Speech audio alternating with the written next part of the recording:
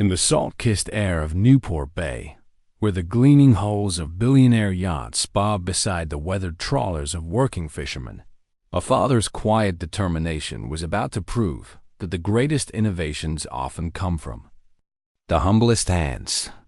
Michael Reed, a man with calloused palms and a bank account that hadn't seen a surplus in years, stood on the edge of a challenge that could rewrite his family's future. 30 years as a naval engineer had honed his ability to see what others overlooked, and in the shadow of a broken vessel worth millions, he glimpsed a chance to bridge the chasm between his world and the one that floated just out of reach. It was October 2025, and Newport Bay, California, pulsed with the contradictions of modern America. On the east side of the harbor, mega yachts stretched like floating mansions, their chrome fixtures winking in the morning sun as uniformed crews polished decks that cost more than most people's homes. These were the toys of tech moguls and hedge fund tycoons, symbols of a wealth gap that had widened with California's skyrocketing cost of living. Rents up 20% since 2023. Groceries a luxury for many. On the west side, where Michael worked, rust-streaked fishing boats and aging charter vessels told a different story of second mortgages, endless maintenance, and the stubborn pride of those who wrestled their living from the sea. Climate change had made their fight harder. Rising sea levels and erratic storms battered the coast, while warming waters disrupted fishing patterns, pushing small operators to the brink. Michael's world was the west side, a place of diesel, fumes, and honest sweat. His small apartment sat above Wong's Marine Supply, a cramped but tidy space rented from Linda Wong, a third-generation shopkeeper who'd become a friend since his wife, Emily, succumbed to cancer 3 years prior. The medical bills had drained their savings, forcing the sale of their modest home in Costa Mesa. Now, at 45, Michael lived for one thing: ensuring his 10-year-old daughter, Sophie, could chase her dreams of studying marine biology at a place like Scripps Institution of Oceanography. But dreams like that required money, and money was something Michael hadn't had in abundance since Emily's diagnosis. The morning sun cast long shadows across the marina as Michael sipped coffee from a chipped ceramic mug, its faded USS Intrepid logo a relic from his naval days. The steam curled upward, blending with the briny air and the symphony of creaking hulls and clanging rigging. Below, he could hear Linda arranging inventory cans of marine paint, coils of roper movements as predictable as the tides. Through the apartment's single window, Michael watched the harbor come alive. Yacht owners arrived in Teslas and Range Rovers, their tailored jackets a stark contrast to the weathered Carhartt vests of the fishermen unloading their night's catch. The divide was palpable, a line drawn in saltwater and privilege. "Dad, you're burning the eggs again."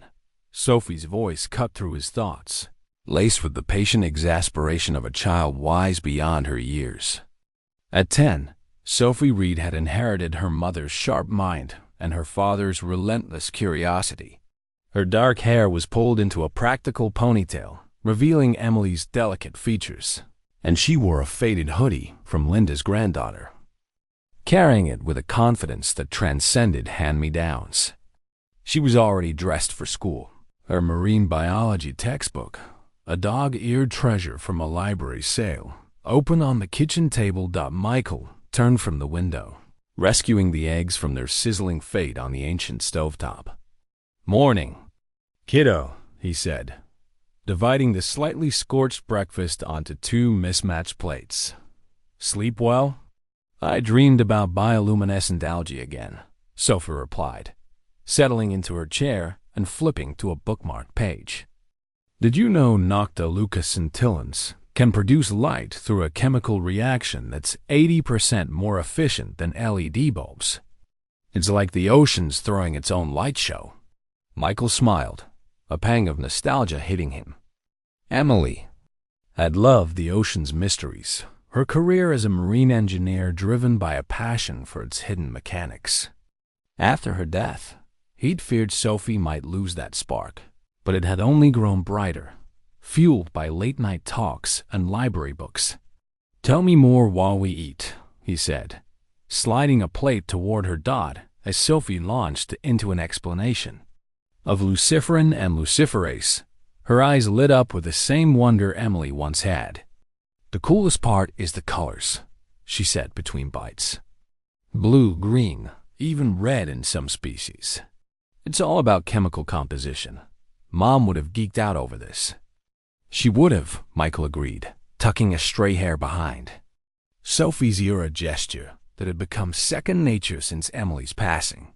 These morning conversations were sacred, a bubble where unpaid bills and overdue rent notices couldn't intrude. But reality loomed. Tucked inside Sophie's textbook was a list of top marine science programs, Scripps, Woods Hole, Monterey Bay, each with tuition costs that might as well have been written in hieroglyphs. "We'll figure out college, sweetheart," he said, the words feeling heavier than they sounded. "You're smart enough for scholarships, and things will be different by then." Sophie nodded, but her eyes held a flicker of doubt, as if she sensed the weight of their financial reality. After breakfast, they walked to her school, passing the marina where Michael would spend another day coaxing life from engines older than he was. The work was honest, fixing fuel lines, patching hulls, but it barely covered rent, let alone Sophie's future. Linda's latest rent notice, folded in his wallet, was a quiet reminder of that. "See you tonight, Dad," Sophie said, hugging him fiercely before joining the stream of kids entering the school. "Don't forget my wave energy project after dinner." "Wouldn't miss it," Michael called, watching her backpack bounce with each step. The project, part of a local STEM program inspired by national initiatives like Sabotage, had consumed their evenings. Sophie's enthusiasm for converting wave motion into electricity was infectious, and Michael found himself as excited as she was, sketching circuits and debating frequencies over their tiny kitchen table. The walk back to the marina took him across the harbor's invisible divide, where polished brass gave way to galvanized steel, and the scent of expensive cologne faded into diesel and fish. This was his world, practical, unpretentious, populated by people who understood survival as a daily negotiation. His first job was the Salty Dawn, a 32-foot fishing boat owned by Captain Diego Alvarez, whose fuel system had been coughing like a chain smoker for weeks. "Morning, Mike," Diego greeted, his face creased with worry. "She started fine yesterday, but now she's choking again." Michael nodded, opening his battered toolkit, a hand-me-down from his father, a merchant marine who taught him that every problem had a solution if you listened closely enough. "Let's take a look," he said, climbing aboard. To an untrained ear, the engine sounded rough but functional. To Michael, the subtle hesitation screamed water in the fuel line, likely from condensation in the half-empty tank. "When? You last changed the filter?" 3 months, maybe 4, Diego said, scratching his stubble. "That's part of it," Michael replied, already checking connections. "But you've got water in the line." "Keep the tank topped off to reduce condensation." The diagnosis took 20 minutes, the repair another hour. Michael worked methodically, explaining each step to Diego, who listened with the attention of a man whose livelihood depended on it. This was what Michael loved: solving puzzles, earning gratitude, trading skill for survival. But the $60 payment, $40 for the filter, $20 for labor, barely covered groceries.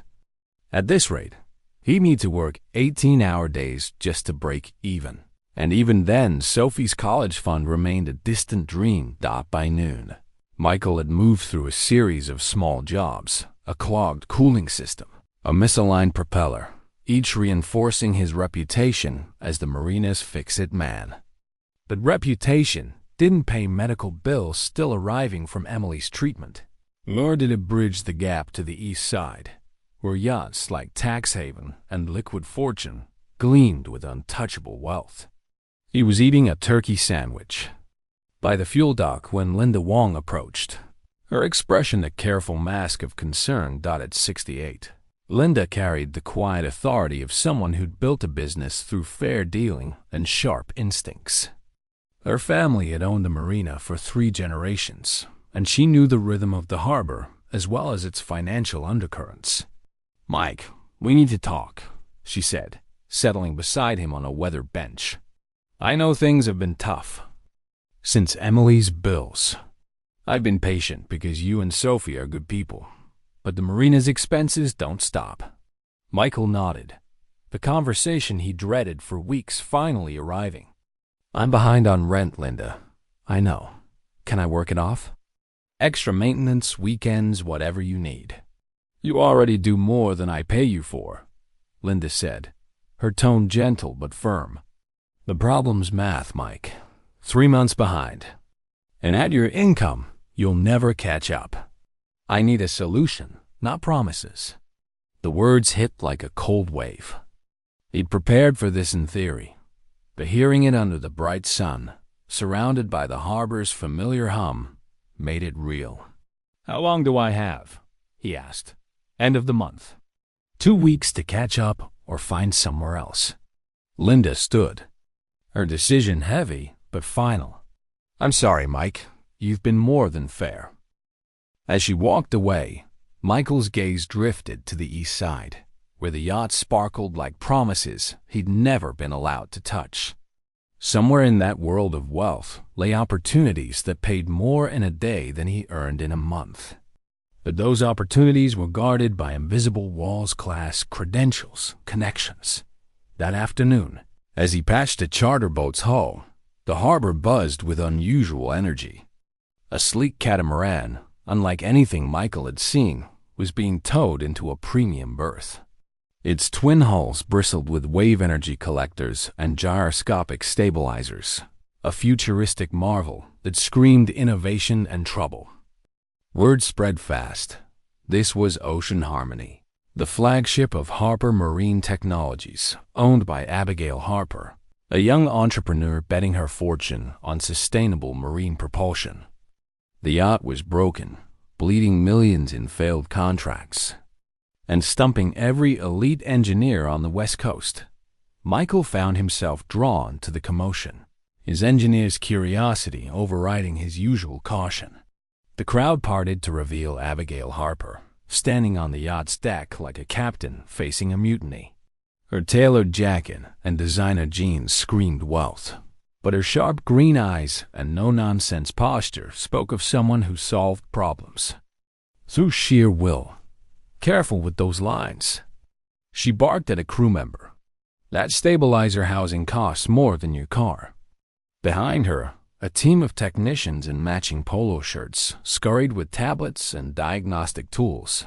Their collective expertise worth more than Michael's annual income. Yet the yacht remained dead in the water, a $200 million paperweight. Abigail's voice cut through the chaos, laced with frustration. 30 engineers, Stanford, MIT, consultants who charge more per hour than most make in a week, and not one of you can make this boat work. I need someone who can fix it, not explain why it's broken. The crowd murmured, and Michael felt a spark ignite. Abigail's challenge was public, desperate, and specific. $100,000 to anyone who could fix Ocean Harmony. One chance, no questions asked. No credentials required. For a man with nothing but skill and a daughter to provide for, it was a lifeline. Disguised as a dare. "Dad, that's the yacht with the wave energy system, right?" Sophie's voice broke his reverie. She'd appeared beside him, her school backpack slung over one shoulder, her eyes wide with excitement. A teacher workday had freed her early, and she'd come straight to the marina, drawn by the same curiosity that fueled her STEM projects. "Shouldn't you be at school, kiddo?" Michael teased, though her presence steadied him. "Teacher workday," Sophie said, already studying the yacht. "Look at those wave collectors, Dad. They're fighting the stabilizers, aren't they? Like when I tried tuning my guitar while the dryer was running. The vibrations messed everything up." Michael froze, her words clicking something into place. Sophie's school project, a simple experiment with sensors measuring wave frequencies in a kiddie pool, had taught them both about harmonic resonance. What if the yacht's problem wasn't a single broken system, but a conflict between systems, each perfect in isolation, but chaotic together? "Tell me more about that," he said, his mind racing. As Sophie explained, comparing the yacht's systems to a band playing clashing melodies, Michael saw the puzzle with new clarity. The wave collectors wanted motion. The stabilizers fought it. The AI tried to optimize both, creating a feedback loop of failure. It was a problem he could solve, not with credentials, but with understanding. The question wasn't whether he could fix it.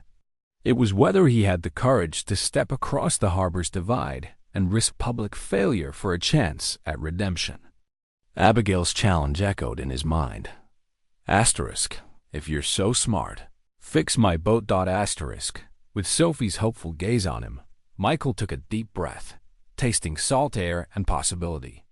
Then he stepped forward, his daughter at his side, toward a conversation that could change everything. The salt-heavy air of Newport Bay carried whispers of opportunity and risk as Michael Reed stood at the edge of the premium berth, his daughter Sophie by his side, staring at the sleek, wounded form of Ocean Harmony. A catamaran, a marvel of engineering with its wave energy collectors and AI-driven stabilizers, sat motionless, a $200 million testament to ambition gone awry. Abigail Harper's challenge $100,000 to anyone who could fix it. One chance only hung in the air like a siren's call. For Michael, a dock worker with no formal credentials, it was a gamble that could secure Sophie's future or expose him to public ridicule. But Sophie's innocent observation about her school project had sparked something in him, a hunch that the yacht's failure wasn't mechanical but systemic, a clash of cutting-edge systems fighting each other instead of the sea. It was mid-afternoon in October 2025, and the marina buzzed with the usual rhythm of clanging, rigging, and distant gulls, overlaid with the tension of Ocean Harmony's arrival. The yacht's futuristic hulls, lined with wave energy collectors that flexed like living skin, were a stark contrast to the rust-streaked trawlers Michael usually repaired. Its gyroscopic stabilizers and hydrofoil system, controlled by an AI that processed hundreds of variables per second, represented the pinnacle of sustainable marine technology, response to the U.S. government's push for green innovation under the Inflation Reduction Act. Yet here it was, towed into port like a broken toy, its failure threatening Harper Marine Technology's contracts with eco-conscious cruise lines and government grants, tied to 2030 carbon reduction goals. Michael's calloused hands tightened around his toolkit as he watched Abigail Harper direct her team of elite engineers. Her voice, sharp with frustration, cut through the crowd. "I don't need more diagnostics. I need a solution. This yacht is supposed to revolutionize clean transport, not bankrupt. My company." The technicians, clad in polo shirts bearing logos from Stanford and MIT, exchanged uneasy glances, their tablets displaying charts that explained failure but offered no fixes. Michael recognized the dynamic, brilliant mind so focused on individual components, they missed the bigger picture. He'd seen it in the Navy, where over-engineered systems often faltered under real-world conditions. "Dad, look at the wave collectors," Sophie whispered, her eyes fixed on the yacht's hull. At 10, she had a knack for seeing what adults overlooked, a skill honed by her STEM project for the local Sea Perch program, a national initiative encouraging kids to tackle real-world engineering challenges. They're moving with the water, but the stabilizers are fighting that motion. It's like my guitar experiment when I tried tuning the strings while the dryer was running. The vibrations threw everything off. Michael crouched beside her, following her gaze. Sophie's project, a simple setup using low-cost sensors to measure wave frequencies in a kiddie pool, had taught them both about harmonic resonance, how vibrations could amplify or cancel each other out. She'd rig the guitar string over the pool, adjusting its tension to match the water's rhythm, and discovered that competing frequencies created chaos. Could the same principle explain ocean harmony as failure? The wave collectors were designed to capture ocean motion for energy, while the stabilizers fought to eliminate that motion for passenger comfort. The AI, trying to optimize both, might be creating a feedback loop of interference, like a band playing clashing melodies. "Keep going, kiddo," Michael said, his mind racing. "What happens when the frequencies don't align?" Sophie's face lit up, her ponytail bouncing as she gestured animatedly. "The energy gets wasted. The collectors want the boat to roll with the waves, but the stabilizers push back, so they're canceling each other out. It's not broken parts, it's the systems fighting each other. Like when I tried playing a C chord while the dryer vibrated at a different frequency. Total mess." Michael felt a surge of clarity, the kind that came from years of solving problems with nothing but instinct and experience. Sophie's analogy was simple but profound, cutting through the complexity that had stumped Abigail's team. The yacht wasn't failing because of faulty components. It was failing because its systems were designed in isolation, each perfect but incompatible. In a world obsessed with credentials, a 10-year-old school project might hold the key to a multi-million-dollar puzzle, but stepping forward meant crossing the harbor's invisible divide. Michael had no degree, no polished resume, just 30 years of naval engineering and a battered toolkit inherited from his father. The east side of Newport Bay, where Abigail and her team operated, was a world of TED Talks and venture capital, where innovation was measured in patents and PhDs. Could a dock worker with calloused hands and a kid in tow really challenge that world?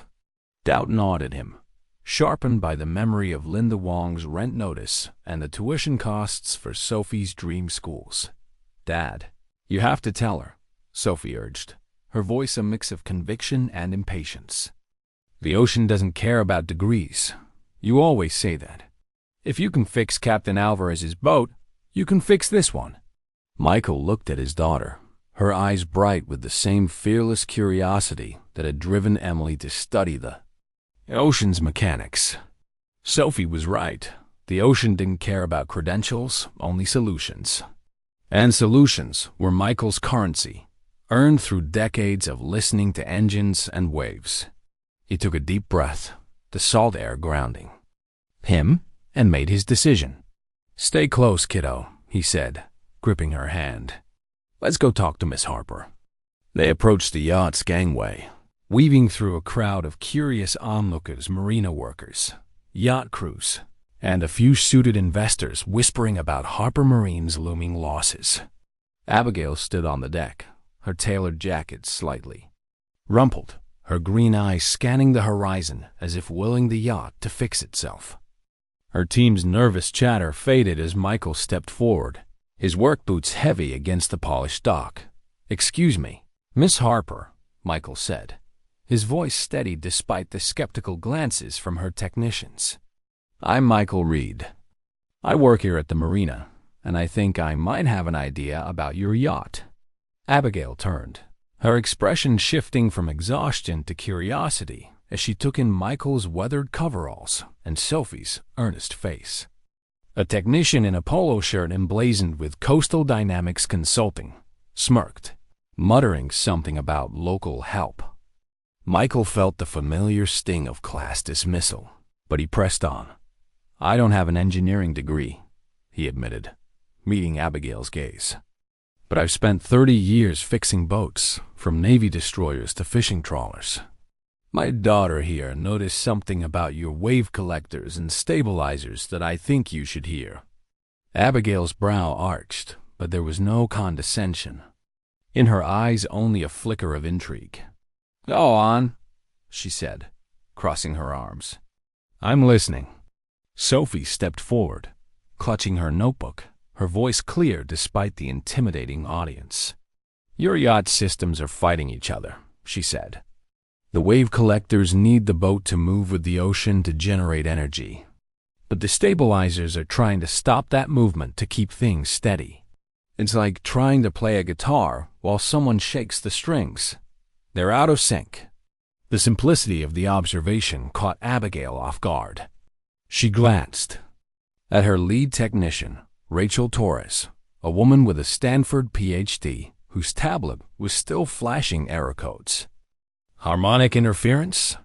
Abigail asked, her tone skeptical but open. "My engineers have run diagnostics on every system interaction. The models show compatibility." "Models are only as good as their assumptions," Michael said gently, echoing a lesson from his Navy days. "Your collectors and stabilizers are perfect individually, but together, they're creating a feedback loop. The AI is trying to optimize both, but it's like asking a conductor to lead two orchestras playing different songs. I'd like to take a look at the systems, not just the specs, but how they actually behave." Abigail studied him for a long moment, her green eyes searching for something: competence, honesty, or perhaps just desperation. The crowd was silent, the weight of her decision palpable. In 2025, California's tech scene was a battleground for green innovation, with companies like Harper Marine vying for billion-dollar contracts at conferences like CES. A single failure could sink her company, but so could ignoring a potential solution, no matter how unlikely the source. "You understand the deal?" Abigail said, her voice firm. "One chance, Mr. Reed. If you think you can fix what 30 engineers couldn't, you get one shot. Fail, and you're done. Public failure isn't exactly a resume builder." "I understand," Michael replied, his tone carrying the quiet confidence of someone who'd faced similar stakes before. "But I need to examine the systems first to see how they're interacting in real conditions, not just on a computer screen." "Fair enough," Abigail said, gesturing toward the yacht. "You have until sunset to look it over. If you want to try a fix, you can start tomorrow morning. But don't waste my time, Mr. Reed. I've had enough theories." Michael nodded, feeling the weight of the opportunity settle over him. As he and Sophie boarded Ocean Harmony, the deck gleaming with the kind of precision only unlimited budgets could buy, he sensed the tension of a machine at war with itself. The wave collectors, elegant in their simplicity, flexed subtly with the harbor's gentle swells. The stabilizers, housed in sleek casings, hummed with latent power. The AI console, a marvel of machine learning, glowed with data streams. Each system was a masterpiece, but together, they were a cacophony. "Dad, it's like your old Navy stories," Sophie whispered, her eyes wide as she took in the yacht's high-tech interior. "You said the best engineers don't fight, though. See, they dance with it." Michael smiled, remembering Emily's late-night talks about the ocean's rhythms. She believed that true innovation came from working with natural forces, not against them. As he began inspecting the yacht's systems, running his hands over connections and listening to the subtle hum of machinery, he felt her presence, guiding him. Sophie, notebook in hand, jotted down observations, her questions cutting through the complexity. Why don't the collectors and stabilizers share data directly? Could the AI learn their rhythms instead of forcing them? By sunset, Michael had a working theory. The yacht's problem was harmonic resonance, just as Sophie had suggested. The wave collectors thrived on motion, converting the ocean's energy into electricity with 85% efficiency, per the specs. The stabilizers, using gyroscopic forces and active fins, minimized motion to ensure a smooth ride, counteracting the very movements the collectors needed. The AI, programmed to optimize both independently, was caught in a loop, amplifying conflicts instead of resolving them. The solution wasn't to upgrade components, but to reprogram the AI to synchronize the systems, letting them move in harmony like a surfer riding a wave dot as they left the yacht. The harbor glowing gold under the fading sun, Michael felt a mix of hope and trepidation. He'd seen the problem clearly, but solving it meant stepping into a world that didn't welcome men like him. Abigail's challenge was more than a technical puzzle. It was a test of whether practical wisdom could triumph over institutional arrogance. Sophie, clutching her notebook, looked up at him with unshakable faith. "You're gonna fix it, Dad," she said. "I know you will." Michael ruffled her hair, his heart swelling. For her, he'd risk everything: ridicule, failure, the harbor's unforgiving judgment. Tomorrow, he'd return to Ocean Harmony with a plan, a toolkit, and a 10-year-old's insight that just might change the world. The morning sun bathed Newport Bay in a golden haze, casting long reflections across the water as Michael Reed and his daughter Sophie stepped onto the deck of Ocean Harmony. The yacht, a sleek fusion of ambition and technology, hummed with latent potential, its wave energy collectors and gyroscopic stabilizers gleaming under the California sky. Michael's toolkit, battered but meticulously organized, felt heavy in his hand, not from its weight, but from the stakes it represented. Abigail Harper had given him one day to prove that a dock worker with no formal credentials could solve a problem that had stumped 30 elite engineers. For Michael, it was more than a $100,000 prize. It was a chance to secure Sophie's future and honor the legacy of his late wife, Emily, whose belief in working with the ocean's rhythms guided his every move. It was October 2025, and the marina buzzed with the undercurrent of a world in transition. California's coast was grappling with the effects of climate change: stronger storms, warmer waters, and rising sea levels that threatened small fishing operations and fueled demand for sustainable technologies like Harper Marine's wave-powered vessels. Abigail's company was a front-runner in the race for federal grants under the Inflation Reduction Act. But Ocean Harmony's failure jeopardized skepticism among investors and competitors alike. The yacht system's wave collectors converting ocean motion to electricity, stabilizers ensuring passenger comfort, and an AI coordinating it all were state-of-the-art. Yet their disharmony had turned a revolutionary design into a costly embarrassment. Michael set his toolkit on the deck, the metallic clank grounding him as he surveyed the yacht's control console. Sophie, clutching her STEM notebook filled with wave-frequency sketches, stood beside him, her eyes darting between the equipment and her father's focused expression. "It's like your Navy stories, Dad," she said, her voice bright with excitement. "You always said the best fixes don't fight the machine, they make it sing." "Exactly, kiddo," Michael replied, ruffling her hair. "We're not here to force these systems to work. We're here to help them find their rhythm."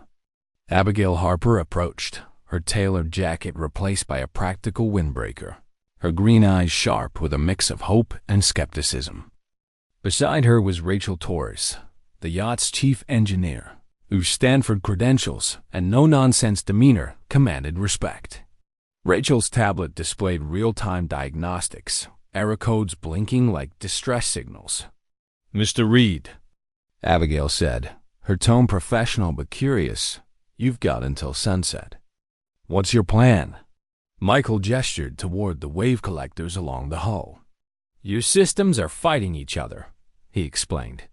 "The collectors need motion to generate energy up to 85% efficiency, per your specs. The stabilizers counteract that motion to keep the ride smooth. The AI is trying to optimize both, but it's creating a feedback loop that amplifies interference. We need to reprogram the AI to synchronize the systems, letting them work with the ocean's rhythm instead of against it." Rachel's brow furrowed, her skepticism evident. "We've tested every interaction. The AI uses machine learning to balance competing demands. Are you saying our algorithms are wrong?" "Not wrong," Michael said, choosing his words carefully. "Just incomplete. The AI is optimizing for individual performance, not system harmony. Think of it like a band, each musician's playing perfectly, but they're in different keys. We need them to play the same song. Sophie piped up, holding up her notebook. In my STEM project, I use sensors to measure wave frequencies. When I sensed the guitar strings' tension to the water's rhythm, the vibrations amplified the energy instead of canceling it. Couldn't we do that with the yacht? Rachel's expression softened, a flicker of respect crossing her face. That's actually a compelling analogy, she admitted. But reprogramming the AI isn't trivial. It's processing hundreds of variables: wave height, frequency, hull motion, passenger comfort metrics. You'd need to rewrite core algorithms. I've worked with Navy systems under worse conditions, Michael said, his voice steady. If you'll let me access the IS interface, I can show you what I mean. Abigail nodded, her curiosity outweighing her doubt. You've got full access, Mr. Reed. Rachel, work with him. If he's wrong, we'll know by tonight. The next hours were a blur of focused intensity. Michael and Sophie, with Rachel's cautious assistance, dove into the yacht's systems. The control room, a high-tech nerve center, glowed with screens, displaying real-time data wave patterns, energy outputs, stabilizer responses. Michael's approach was methodical, rooted in his naval experience with systems that had to function in chaos. He used open-source tools, freely available platforms like Python and ROS2, popular in 2025's DIY tech scene, to analyze the AI's code. Sophie, perched on a stool, scribbled notes, her questions cutting through jargon. Why doesn't the AI let the collectors talk to the stabilizers first? Couldn't it learn their patterns like I learned the pool's waves? Her simplicity was a beacon.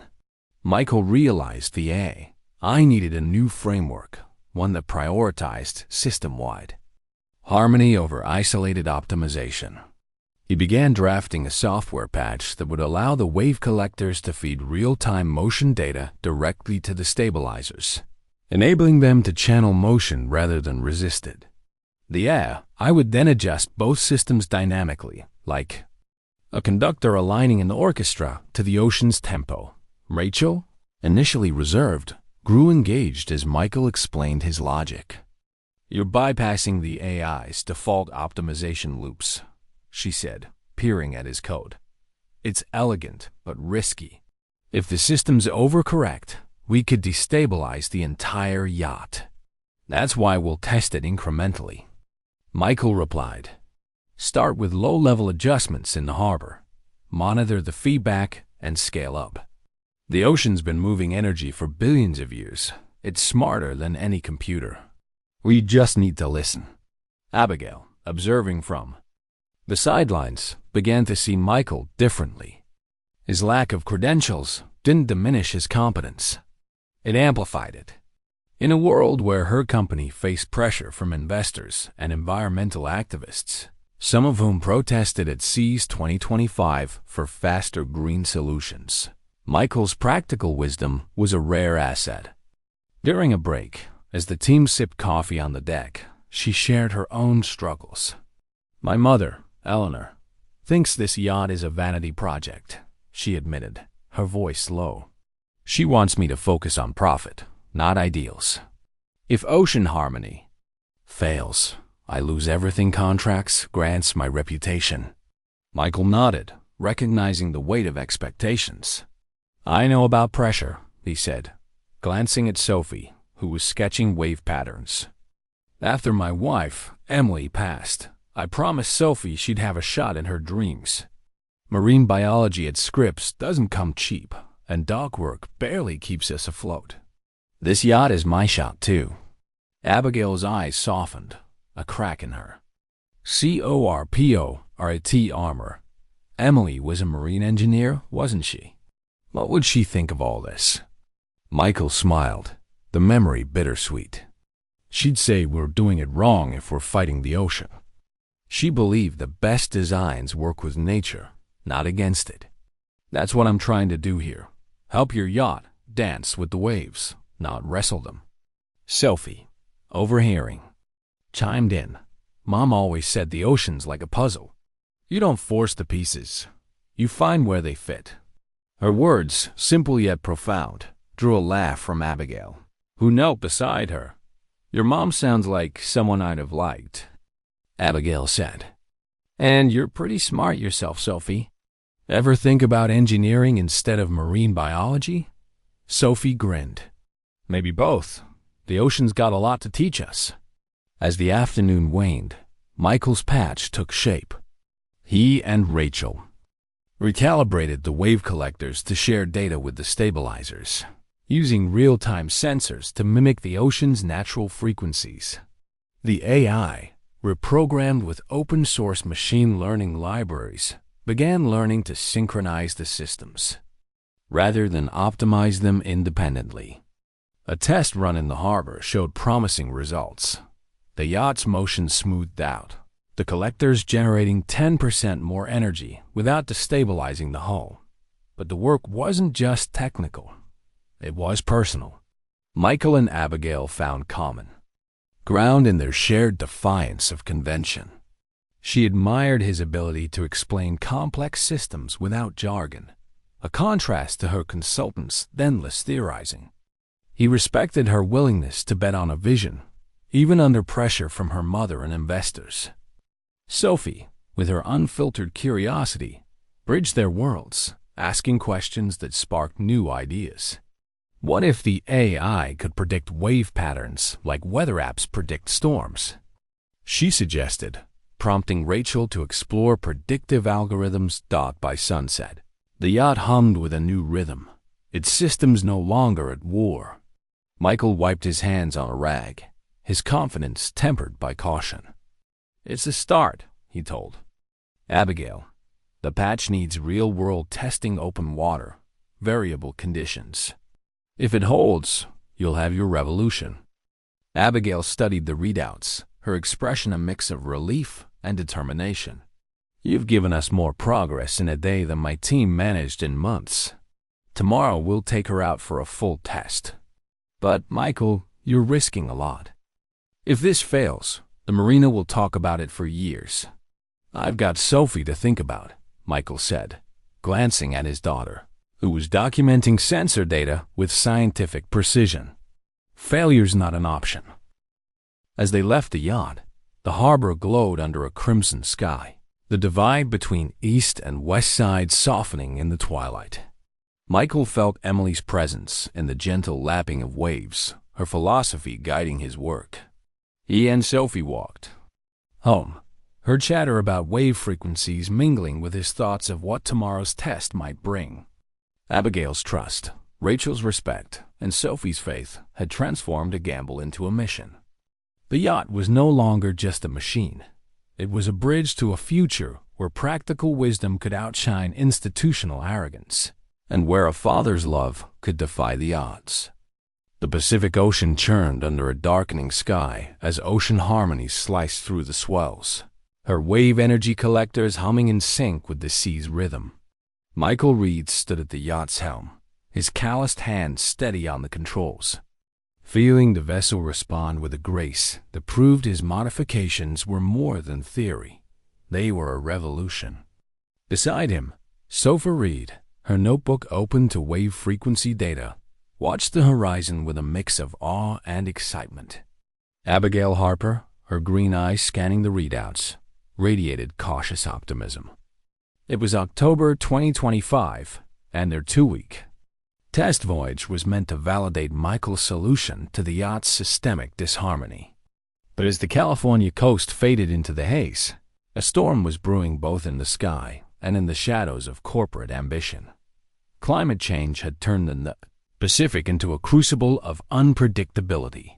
Stronger storms, fueled by warmer waters, battered the coast, a stark reminder of why sustainable marine technology like ocean harmony was critical. The yacht, now reprogrammed to synchronize its wave collectors and stabilizers through a custom AI patch, was performing flawlessly, generating 15% more energy than projected while maintaining a ride smoother than any luxury liner.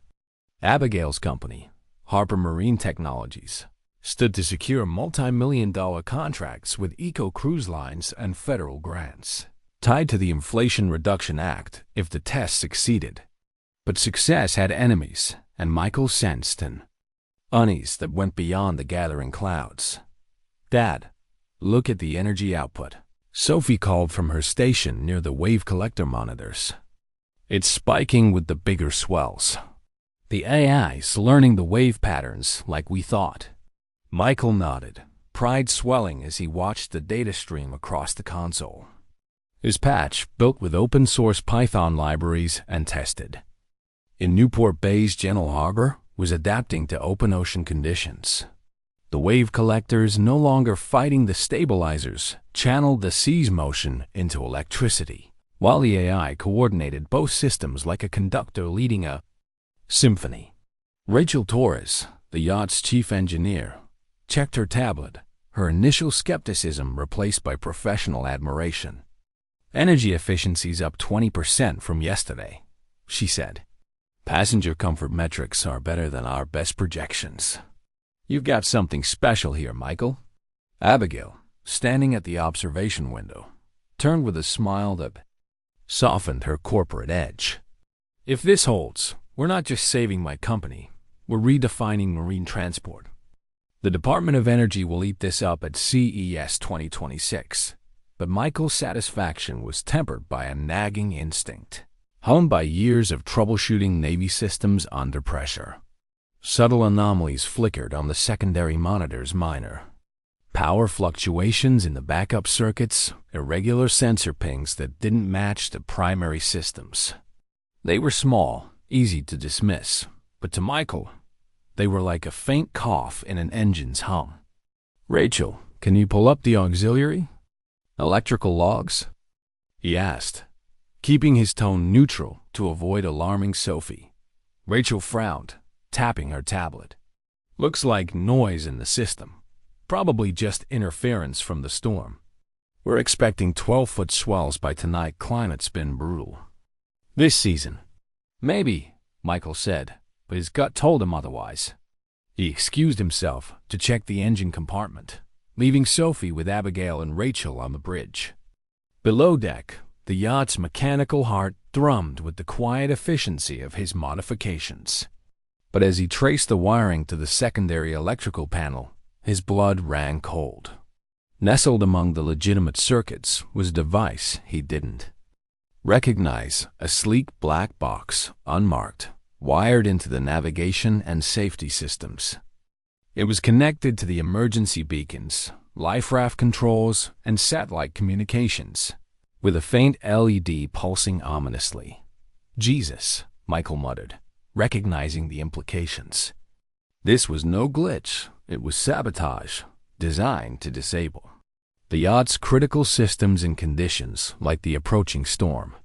Someone wanted Ocean Harmony to fail spectacularly, and they were willing to risk lives to make it happen.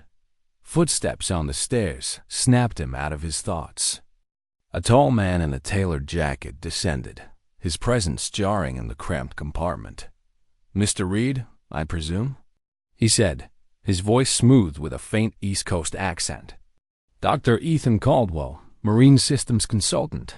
We need to talk." Michael's hand hovered near his toolkit, instincts from his Navy days kicking in. "How'd you get aboard?"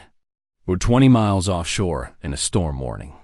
Helicopter, just before the weather turned," Caldwell replied, his smile cold. "Though I suspect this storm's timing is convenient for certain interests." Michael's mind raced, pieces clicking into place. "You planted this device. You're trying to sink us." "Sink is such a crude term," Caldwell said, stepping closer with predatory calm. "I prefer quality control. Your modifications, Mr. Reed, threaten billions in investments by companies who've spent decades perfecting conventional marine propulsion. My clients, let's say a consortium of energy and shipping firms, can't afford for your little experiment to succeed." Michael's fists clenched. "So you kill us to protect their profits."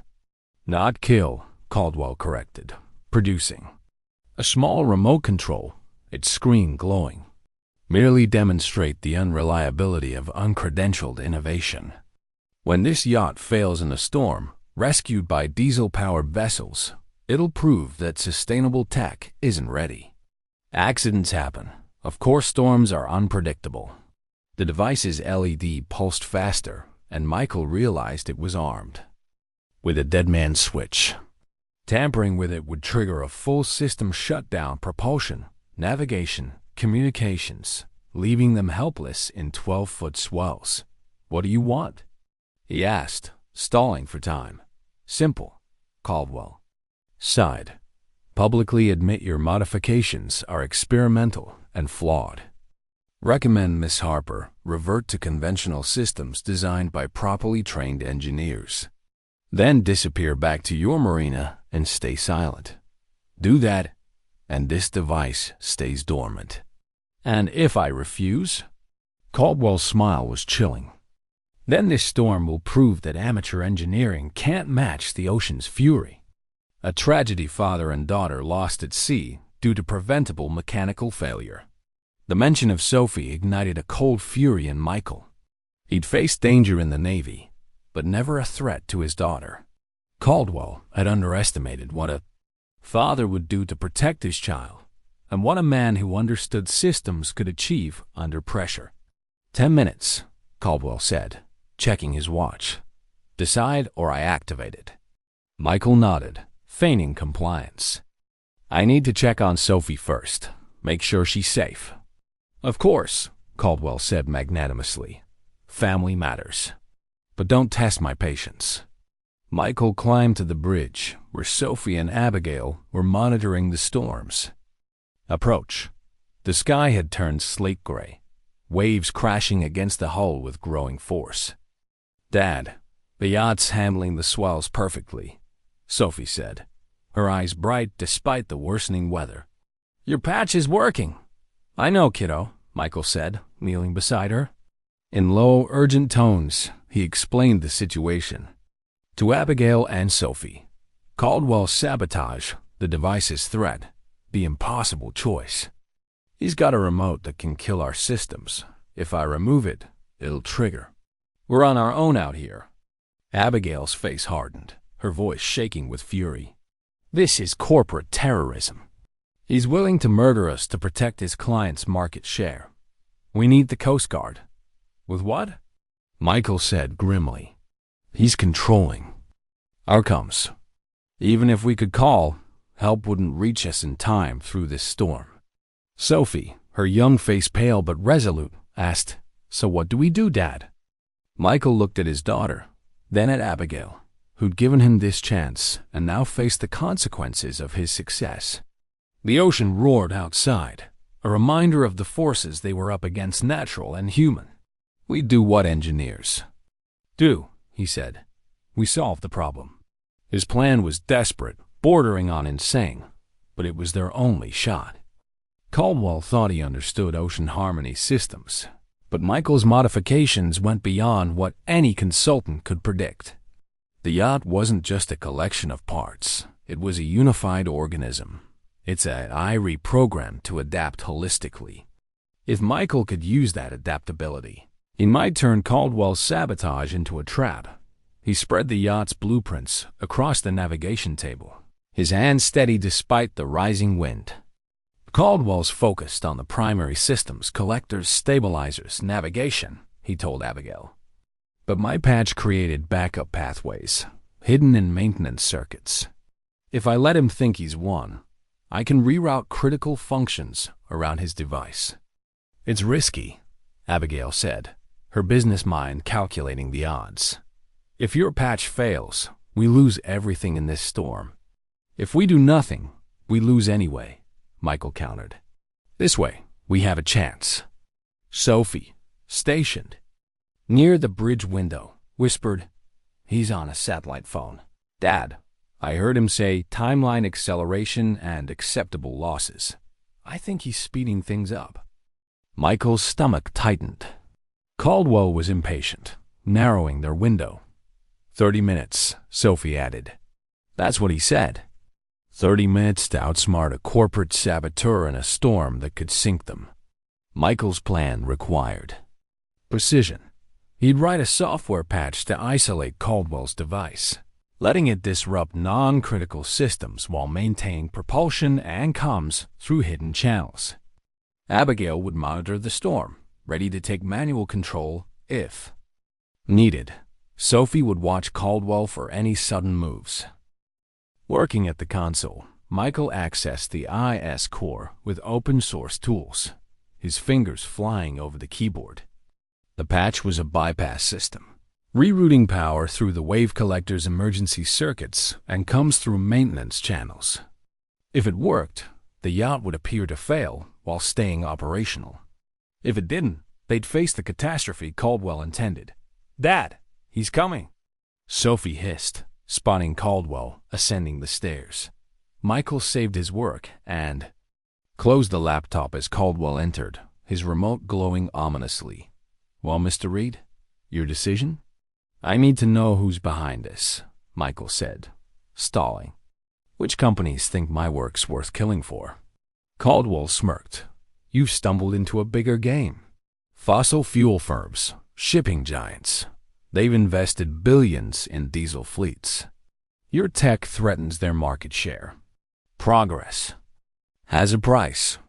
The storm intensified, 15-foot waves rocking the yacht. Caldwell raised the remote. "Time's up." "Hold on," Michael whispered to Sophie and Abigail. Caldwell pressed the button, and the yacht's systems flickered, lights dimmed, alarms wailed, screens flashed errors. To Caldwell, it was victory. But Michael's patch was working, silently rerouting critical functions.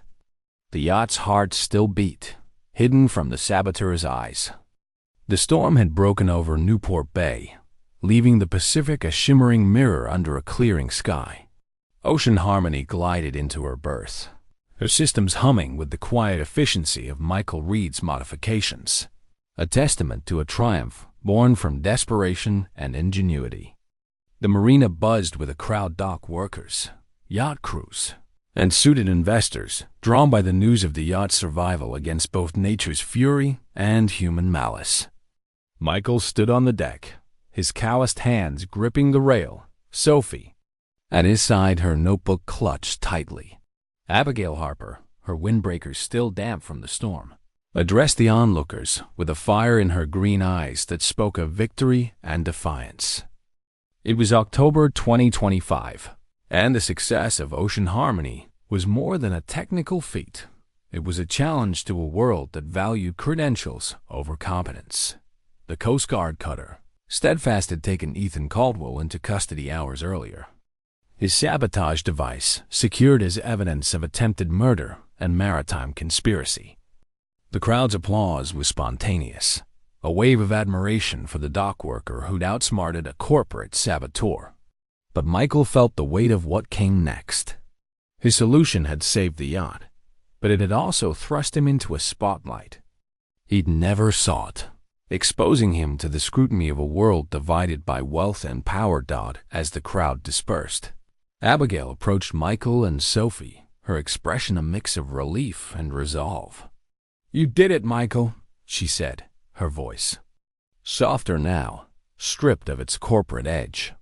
"You didn't just fix my yacht, you proved something bigger. But we're not out of the woods yet. My investors are here, and they'll have questions." Michael nodded, glancing at the group of suits near the dock, their polished shoes out of place among the weathered planks. Among them stood Eleanor Harper, Abigail's mother, her elegant posture radiating old money authority. Her arrival, unannounced, tightened the air. Sophie tugged at Michael's sleeve, whispering, "They're talking about the money. Dad, the $100,000. The prize had slipped Michael's mind in the chaos of the storm, but its promise paying off their debts, securing Sophie's school deposit, loomed large. Yet as Eleanor approached, her sharp gaze assessing him like a ledger entry, Michael sensed the money came with strings. "Mr. Reed," Eleanor said, her voice cultured but cold, "you've managed a remarkable feat. How quaint to find such competence in unexpected places." Sophie stiffened, her young face flashing with indignation. Michael placed a protective hand on her shoulder, recognizing the condescension he'd faced throughout his career. "Mrs. Harper," he said evenly, "your daughter's yacht is a breakthrough in sustainable tech. The problem wasn't the design, it was how the systems were integrated. Sometimes an outside perspective sees what familiarity misses." Eleanor's smile was sharp, like polished glass. Diplomatic. But Abigail's idealism has always outpaced her pragmatism. "This yacht is a statement, not a business. Fixing it is commendable, but don't mistake a repair for innovation." Sophie couldn't stay silent. "It's not just a repair," she said, her voice clear and firm. "Dad's solution makes the yacht work with the ocean, not against it. That's better engineering than fighting nature. The ocean's been moving energy for millions of years. Why not learn from it?" Eleanor's eyes widened, caught off guard by the 10-year-old's conviction. The crowd murmured, some nodding in agreement. Abigail stepped forward, her expression a mix of pride and defiance. "Sophie's right, Mother. Michael's approach isn't just a fix, it's a new way of thinking. The applications for commercial shipping, ecotourism, even disaster relief vessels are enormous. We're sitting on a revolution." Eleanor's laugh was elegant but cutting. "Revolutions don't pay dividends, darling. Investors want stability, not dreams. Mr. Reed's provided a service, and he'll be compensated. But let's not confuse a mechanic's ingenuity with a CEO's vision." The words stung, but Michael saw their effect on Abigail, her shoulders tensing, her confidence wavering under her mother's judgment. He'd seen this dynamic before, in his own childhood, when his father's practical skills were dismissed by those with more wealth and titles. "With respect, Mrs. Harper," Michael said, "this yacht's success proves that good ideas don't need pedigrees. They need understanding. Your daughter's vision and my solution aren't separate. They're partners." The word hung in the air, heavy with possibility. Abigail's eyes met his, a spark of gratitude igniting something deeper. "Mr. Reed," she said, stepping closer, "you've done more than save my yacht. You've shown me what's possible when we stop listening to naysayers and start listening to the ocean. I want to offer you something, not just a $100,000, but a real partnership. Equal partners in Harper Marine Technologies. Your engineering, my resources. We'll build a company that changes how the world moves across water." Michael's heart skipped, the offer staggering. A partnership meant equity, respect, a chance to develop his ideas without the constant grind of financial survival. It meant Sophie's college fund, a home free of rent notices, a future where his skills were valued beyond the marina's west side. But it also meant stepping permanently into a world that had always kept him at arm's length. "Miss Harper," he began, but Sophie interrupted, her voice bright with excitement. "Say yes, Dad. You and Abigail can make boats that don't hurt the planet. And maybe fund some STEM scholarships so kids like me can study the ocean." Abigail knelt beside Sophie, her smile warm. "You're hired as our youngest consultant. Sophie, those scholarships are a brilliant idea. What do you say, Michael?" He looked at his daughter, her eyes shining with the same fearless curiosity that had sparked their solution. Then at Abigail, who trusted him when no one else would. The harbor stretched before them, its east and west sides no longer a divide, but a canvas for possibility. "Partners," he said, extending his hand. "But I want $5,000 of the prize money for Sophie's school deposit. The rest use it for those scholarships. Kids like her deserve a shot." Eleanor's expression soured, but Abigail's face lit up. "Deal," she said, shaking his hand with a grip that felt like a promise. "We'll make this official after the test voyage. 2 weeks, open water, to prove your solution holds under real conditions." As the investors approached with questions about patents and scalability, Michael felt a shift.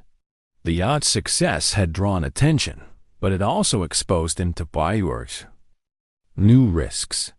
Maritime regulations, enforced by agencies like MARAD, required certified engineers for commercial vessels, and his lack of credentials could invite legal challenges. Competitors, like the fossil fuel firms behind Caldwell's Sabotage, were already circling, their lawyers armed with patent disputes and licensing complaints. That evening, back in their apartment above Wong's Marine Supply, Michael spread Emily's old engineering notebooks across the kitchen table. Her notes on wave patterns and harmonic resonance felt like a conversation across time, guiding his next steps. Sophie, working on her STEM homework, looked up. "Dad, are we really going to change the world?" "I think we already started," Michael said, his voice soft but certain. "Your mom would be proud, kiddo. She always said the ocean teaches those who listen." Abigail's invitation to join the test voyage arrived the next morning, a 2-week cruise to Catalina and the Channel Islands, testing ocean harmony in diverse conditions. Michael packed his toolkit, knowing the real challenge wasn't just technical. It was proving that a dock worker's wisdom could withstand the scrutiny of a world that valued titles over talent. Sophie, buzzing with excitement, packed her notebook. Eager to see the ocean, she dreamed of studying Dot as they boarded the yacht. The marina fading into the dawn, Michael felt a mix of anticipation and unease. The storm and Caldwell's Sabotage had been a crucible, forging bonds and possibilities he'd never imagined. But success had painted a target on his back, and the open sea held unknowns that no blueprint could predict. With Sophie's hand, in his and Abigail's trust anchoring him, Michael steered ocean harmony toward the horizon, ready to face whatever challenges lay ahead. 6 months after the storm that nearly claimed ocean harmony, Newport Bay glowed under a late April sunset, its waters reflecting the promise of a world reshaped by ingenuity and heart. The marina, once divided by wealth and privilege, buzzed.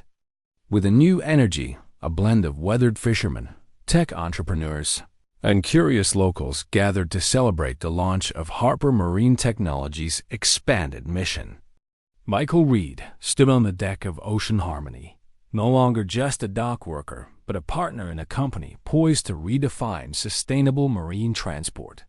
Beside him, Sophie Reed, now 11, held a tablet displaying wave energy data, her role as the company's youngest consultant official. Abigail Harper, radiant in a navy blazer, addressed the crowd, her voice carrying the conviction of someone who'd staked everything on a vision and one dot. It was April 2026, and the world felt both larger and more connected. Climate change continued to reshape California's coast-rising sea levels and erratic storms pushing the urgency of green technology. But Harper Marine Technologies was leading the charge. Ocean Harmony's success had secured multi-million-dollar contracts with eco-cruise lines and a Department of Energy grant tied to the Inflation Reduction Act's 2030 carbon goals. Michael's AI patch, synchronizing wave collectors and stabilizers, had been adapted for commercial vessels, slashing emissions in a shipping industry responsible for 3% of global greenhouse gases. The company's new prototype, a cargo freighter, powered entirely by wave and solar energy, was docked nearby, its sleek hull a beacon of what was possible when innovation met practicality. Michael's life had transformed in ways he'd never imagined. The $100,000 prize, after funding Sophie's school deposit and clearing their debts, had seeded a scholarship program for Newport's underprivileged kids, administered through a partnership with the National Science Foundation's STEM initiatives. Sophie, now a local celebrity after presenting her wave energy project at a national sea perch conference, inspired the program's mission to give every child a chance to learn from the ocean. Michael's partnership with Abigail, formalized with a 50-50 equity split, had made him a co-owner of a company valued at $500 million. Its patents pending despite legal challenges from fossil fuel giants rattled by their success. the evenings. Event was more than a corporate milestone, it was personal. On Ocean Harmony's polished deck, Michael and Abigail exchanged vows in a quiet ceremony, attended by Sophie, Rachel Torres, Linda Wong, and a handful of marina regulars. Sophie, beaming as the flower girl, wore a dress Abigail had helped her choose, her notebook tucked into a pocket as a reminder of her role in their journey. "You're officially my partner in crime now," Sophie whispered to Abigail, drawing a laugh that echoed across the water dot as the officiant pronounced them married. Michael felt Emily's presence in the gentle lapping of waves, her philosophy of working with the ocean woven into every choice he'd made. He looked at Sophie, her eyes bright with dreams of studying marine biology at Scripps, and at Abigail, whose belief in him had bridged the harbor's divide. "I never thought I'd be here," he said, his voice low as he took Abigail's hand. "A year ago, I was fixing trawlers and dodging rent notices. Now we're building a future for us, for Sophie, for the planet." Abigail's smile was warm, her corporate polish softened by love. "You showed me that the best ideas don't come from boardrooms. They come from people who listen to the world around them." "We're just getting started, Michael." The reception unfolded on the yacht, a modest affair with local seafood and music from a Newport band. Captain Diego Alvarez, whose fishing boat Michael had repaired countless times, raised a glass. "To Mike Reed," he said, his weathered face proud. "The man who proved the little guy can outsmart the big shots." The crowd cheered, but Michael's thoughts were on the future. Harper Marine's freighter prototype, set to launch on Pacific routes, was the first step toward global adoption of wave-powered transport. At COP31, the International Climate Conference, their technology would be showcased as a model for decarbonizing shipping. The challenges loomed. Competitors were filing patent disputes, citing Michael's lack of formal credentials, and regulatory hurdles from MARAD required constant navigation. Yet with Abigail's business acumen, Sophie's boundless curiosity, and his own practical wisdom, Michael felt ready for whatever lay ahead.